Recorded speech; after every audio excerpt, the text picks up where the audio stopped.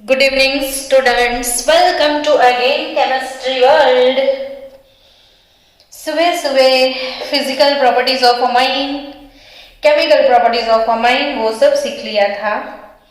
अभी आपको बहुत अच्छा टॉपिक जो कि प्रॉपर्टीज में ही है, ऑलरेडी मॉर्निंग सेशन में कवर किया था, लेकिन अभी भी मुझे ट्रस्ट नहीं है तो आपको और डिटेल में ये वाला टॉपिक फिर से सिखाने वाली हूँ. चलो आज का टॉपिक है कि भाई स्ट्रक्चर और structure basicity relationship, structure basicity relationship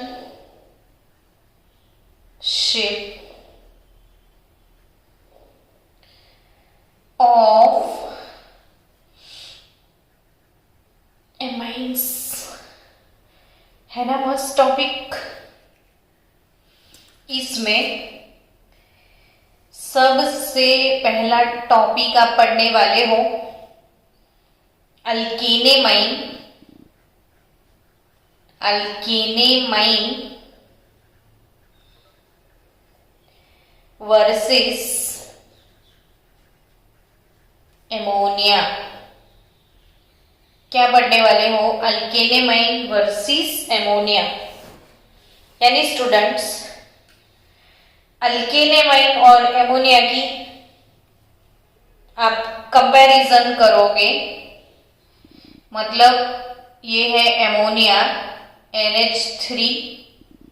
ammonia से एक हाइड्रोजन का सब्स्टिट्यूशन होके आपको मिलेगा प्राइमरी अमाइन. दो हाइड्रोजन का सब्स्टिट्यूशन हो जाएगा तो you will get secondary amine. और तीनों आर लग गए कहीं पे तो ये हो गया टर्शरी अमाइन. अब ये प्राइमरी सेकेंडरी टर्शरी अमाइन और उन अमाइन की कंपैरिजन है एमोनिया के साथ. कौन सबसे ज्यादा बेसिक है? तो बेस किसको बोलते हैं? तो भाई बेस वो होता है जो इलेक्ट्रॉन पेयर को डोनेट करता है. क्या करता है? डोनेट करता है. जो इलेक्ट्रॉन पेयर डोनेट करेगा वो है बेस. अब एमोनिया फास्ट डोनेट करेगा या टर्शरी अमाइन? तो मैं फिर से एक बार आपको समझा दूं कि जो टर्शरी अमाइन है उसके साथ अल्कील ग्रुप लगे हैं. क्या लगा हुआ है? Alkyl group. अल्कील ग्रुप बच्चों ये है अल्कील ग्रुप.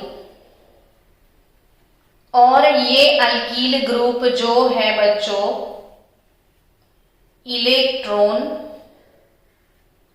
डोनेटिंग ग्रुप है. ये अल्कील ग्रुप क्या होते हैं? Electron donating. यानी ये जो R है वो अपने इलेक्ट्रॉन इसको ट्रांसफर करेगा. ये वाला R अपने इलेक्ट्रॉन नाइट्रोजन को ट्रांसफर करेगा. ये वाला R अपने इलेक्ट्रॉन ये वाले नाइट्रोजन को ट्रांसफर करेगा. यानी कि नाइट्रोजन के पास इलेक्ट्रॉन डेंसिटी जो है वो मैक्सिमम हो जाती है. बहुत ज्यादा इलेक्ट्रॉन नाइट्रोजन पे आ जाते हैं बच्चों. और जितने ज्यादा इलेक्ट्रॉन, ये electron donating effect which is known as plus I effect, plus I inductive effect, plus I inductive effect है. ये इलेक्ट्रॉन डोनेटिंग इफेक्ट यानी प्लस आई इफेक्ट है. सो नाइट्रोजन के ऊपर इलेक्ट्रॉन डेंसिटी बहुत ज्यादा बढ़ जाती है और ड्यू टू दैट जो नाइट्रोजन है वो इलेक्ट्रॉन पेयर इजीली डोनेट कर पाता है.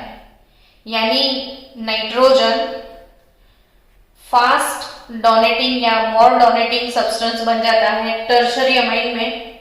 सो अब आप ऑब्वियसली सोचोगे कि इसके पास बहुत सारे लड्डू है, इससे थोड़े कम लड्डू सेकेंडरी में है क्योंकि सिर्फ 2 आर है, एच नहीं डोनेटिंग होता है। इसके पास 1 आर है, इसके पास बेचारे के पास कुछ नहीं है।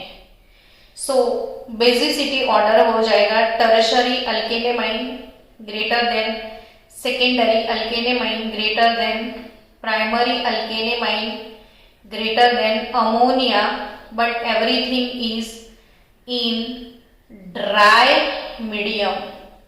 ये हम एक्वियस मीडियम की बात नहीं कर रहे हैं, ये कौन से मीडियम की बात है?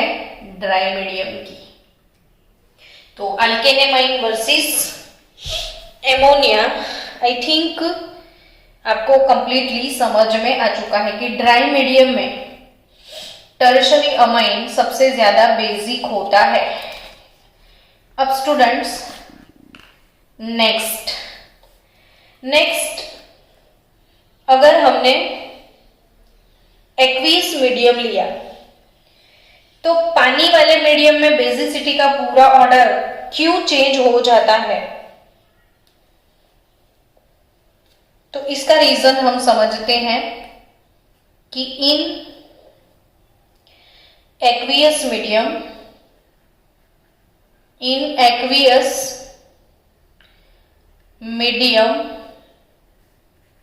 बेसिसिटी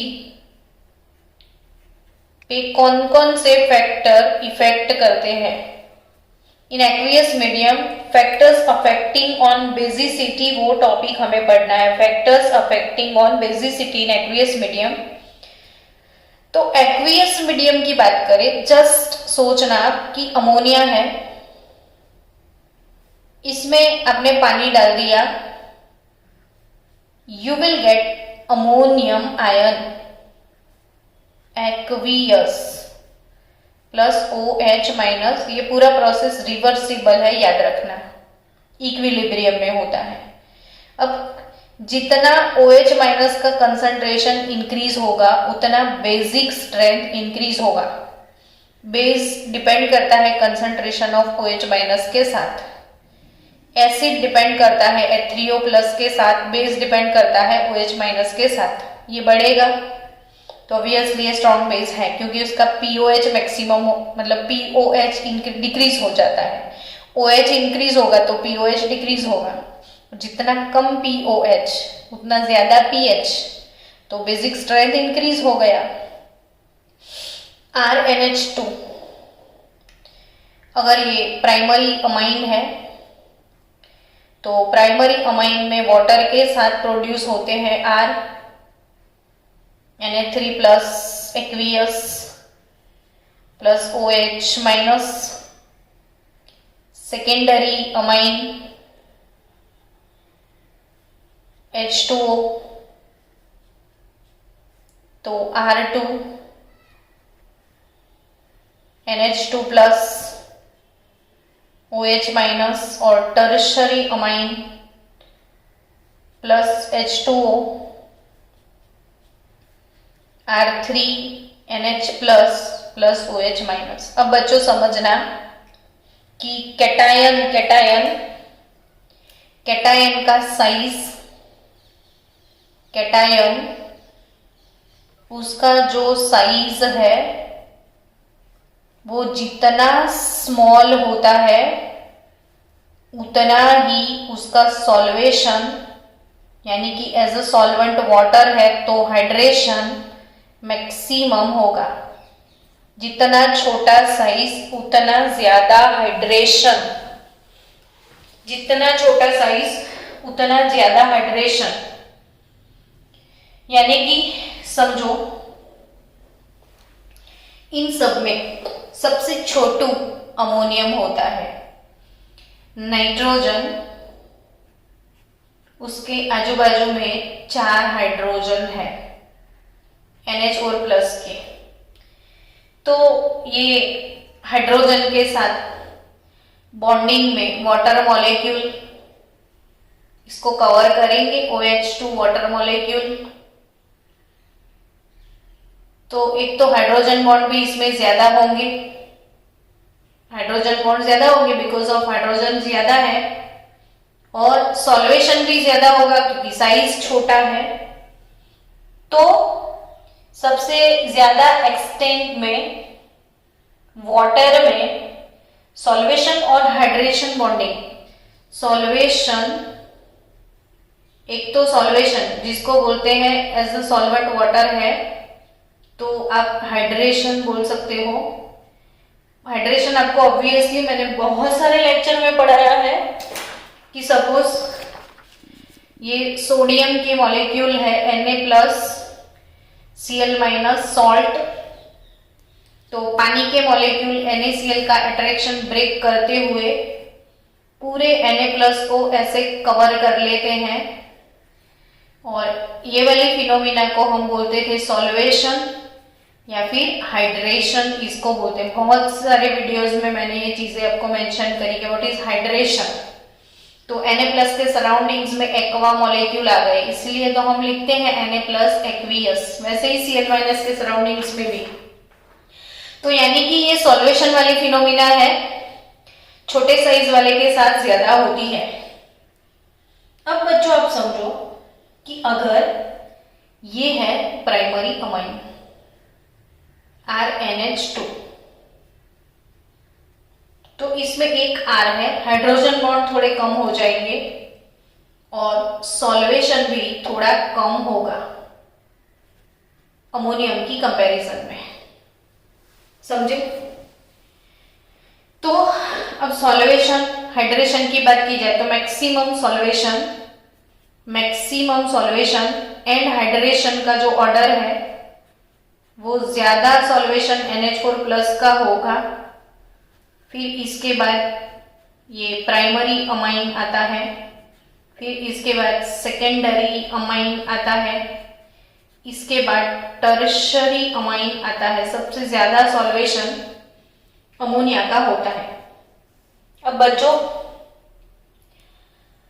आपको एक चीज याद रखनी है, जो इंपॉर्टेंट चीज है इधर मेंशन कर दो कि the greater will be the size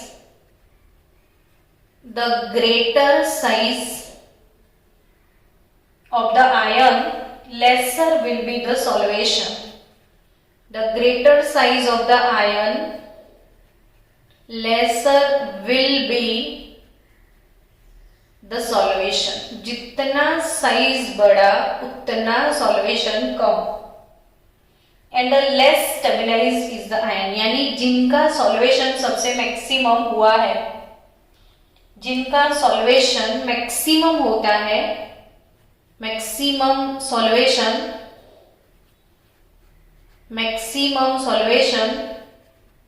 small size, जिसका साइज स्मॉल होता है उसका मैक्सिमम सॉल्वेशन होता है, तो वो सबसे ज्यादा स्टेबिलाइज्ड होता है, यानी स्टेबिलिटी बढ़ जाती है। तो इन तीनों में से सबसे ज्यादा स्टेबल अमोनियम होता है, और जो अनस्टेबल होता है तो रिएक्शन करता रहता है, स्टेबल है तो अब रिएक्ट नहीं करेगा, तो इसका इसी के साथ रिएक्शन नहीं होगा तो वो रिवर्स में नहीं जाएगा, तो सॉल्यूशन में OH- का कंसंट्रेशन बढ़ जाएगा। इसकी वजह से इसका बेसिसिटी एक्वियस मीडियम में बढ़ जाता है। यानी आप एक्वियस मीडियम के बारे में सोचो तो ऑर्डर क्या होगा, तो एक्वियस मीडियम में ऑब्वियसली सबसे ज्यादा बेसिक अमोनिया होगा, फिर प्राइमरी, फिर सेकेंडरी, फिर टर्शरी। चलो गॉट इट। अब बच्चों और दो बातें जो आपको याद रखनी है, इथाइल सब्स्टिट्यूटेड अमाइन और methyl substituted amine in aqueous medium, है ना। Methyl substitute and ethyl substitute amine की मैं बात कर रही हूं। तो इथाइल मिथाइल सब्स्टिट्यूटेड अमाइन में पक्के से ये चीज बिना भूले याद रखना कि मैंने ऐसा सिखाया था, दोनों में 2 डिग्री पहले है, मैंने ऑलरेडी सिखा दिया है लेक्चर में, लेकिन अभी मैं रिवाइज करवा दूं कि डाई इथाइल अमाइन 2 डिग्री, फिर C2H5 थ्राइस 3 डिग्री अमाइन, और फिर C2H5NH2 प्राइमरी अमाइन। और फिर अमोनिया लास्ट में है अमोनिया। तो 231 231 ऐसा सिखाया था मैंने, 231 2 दोनों में कॉमन है। अगर मिथाइल सब्स्टिट्यूटेड है तो भी 2 डिग्री का बेसिसिटी मैक्सिमम है, 2 डिग्री। फिर यहाँ पे 13 हो जाएगा, 13 तो यानी CH3NH2 आ जाएगा। और इसके पीछे इतने सारे रीजंस नहीं है, आपको एज एन एक्सेप्शन बहुत सारी चीजें एक्सेप्शन में आती है, तो आपको याद रखना है CH3 ये 213 थ्राइस N 2 दोनों में कॉमन है, पहले होगा।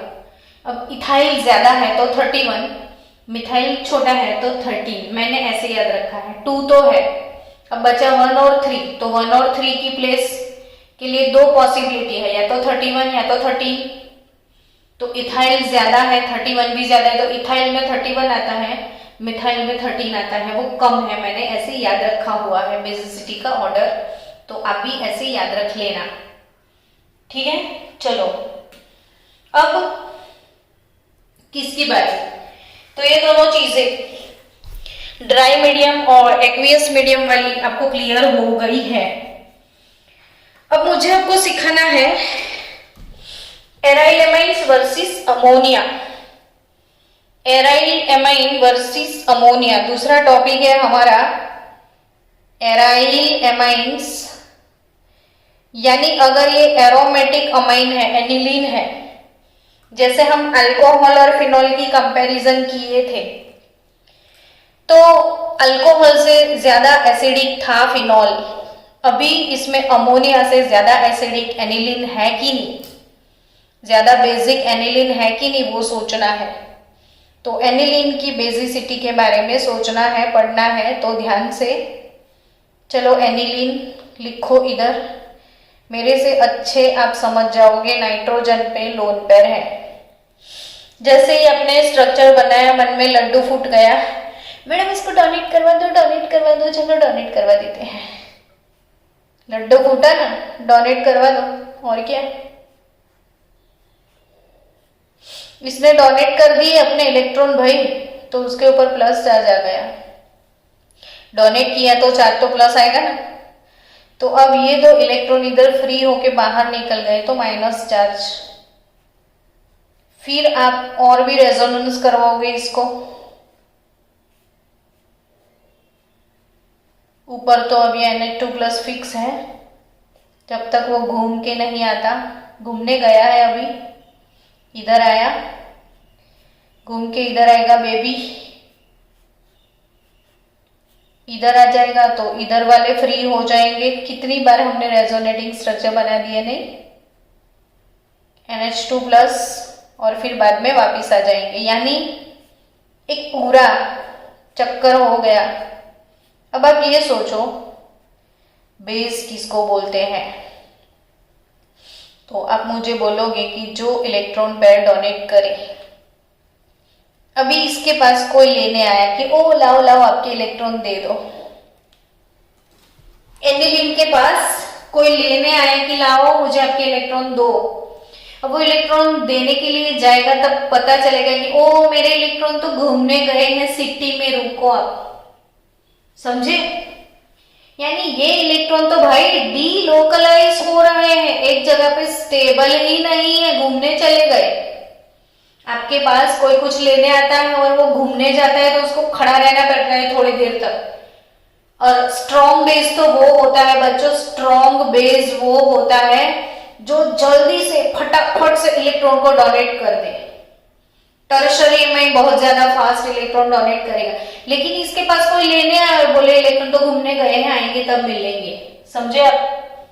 यानी बच्चों ऑब्वियसली ये जो इलेक्ट्रॉन पेयर है वो जल्दी अवेलेबल नहीं होती है, लेस अवेलेबल है, और वो पार्टिसिपेट कर रही है कॉन्जुगेशन में। सो इसीलिए आपको याद रखना है कि pKb value of aniline is quite high because of कि it is less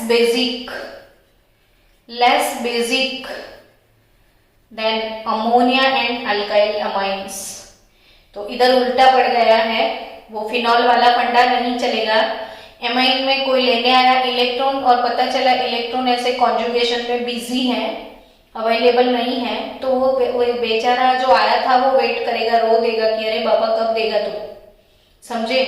so ammonia is less basic, यानी अपना ऑर्डर वो हो गया tertiary, greater than secondary, greater than primary, greater than ammonia, greater than aniline, यानी ammonia भी aniline से ज्यादा बेसिक है। Clear. On the other hand कि एनिलीनियम आयन, अगर एनिलीन जो है, एनिलीन है, एनिलीन में पानी डाल दिया, चलो पानी डालने से क्या होगा वो तो देखो। तो एनिलीन में कहीं पानी डाल दिया आपने तो Na3+ OH- बनेगा, एनिलीनियम आयन बनेगा। क्या बन रहा है? एनिलीनियम आयन बनेगा, है ना। तो अब एनिलीनियम आयन में इसने अपने इलेक्ट्रॉन पेयर इधर डोनेट किए हुए हैं। देखो नाइट्रोजन पे इलेक्ट्रॉन पेयर थे तो इसने डोनेट किए, तो रेजोनेटिंग फॉर्मूला है। और जब रेजोनेंस आता है तो एक चीज आती है स्टेबिलिटी। जब रेजोनेंस होता है, डीलोकलाइजेशन होता है, तो एक चीज होती है स्टेबिलिटी। अब इन बंदे का इलेक्ट्रॉन पेयर खत्म हो गया है ही नहीं इसके पास, कहाँ वो डोनेट करेगा। तो इसके लिए इसमें ज्यादा कोई रेजोनेटिंग फॉर्मूला, सिर्फ बेंजीन वाले दो होंगे, Na3+ और बेंजीन वाला दूसरा कौन सा, तो बेंजीन में ऐसे होता है दूसरा। इसमें सिर्फ 2 रेजोनेटिंग फॉर्मूला मिलेंगे, वो वाले रेजोनेंस इतने सारे नहीं मिलेंगे। यानी ये भी बच्चा लेस स्टेबल हो गया, और लेस स्टेबल होने की वजह से इससे रिएक्ट करेगा और वापिस चला जाएगा। तो ऑब्वियसली एक्वियस मीडियम में भी एनिलीन ज्यादा बेसिक नहीं है। ड्राई मीडियम में तो एनिलीन बेसिक नहीं है, लेकिन एक्वियस मीडियम में भी उसमें रेजोनेंस नहीं हो रहा है, तो ना एक्वियस में वो ज्यादा बेसिक है, ना ड्राई मीडियम में वो ज्यादा बेसिक है। तो एनिलीन की बात भी खत्म हो गई। चलो बच्चों, अब नेक्स्ट एग्जाम्पल 13.4 आप सॉल्व करना। बेसिक स्ट्रेंथ आपको कंपेयर करनी है, इतना तो आप कर सकते हो। तो अब दूसरी प्रॉपर्टी अल्काइलेशन है, और वहीं से हम कल मॉर्निंग सेशन में पढ़ेंगे कि अल्काइलेशन ऑफ एमाइन कंपाउंड। तो कल मॉर्निंग सेशन में क्या पढ़ेंगे हम? Alkylation, acylation, carbyl amine test. तो कल मॉर्निंग इवनिंग दोनों सेशन में चैप्टर के काफी कुछ टॉपिक कवर हो जाएंगे। तो बाकी के टॉपिक कल सीखेंगे हम।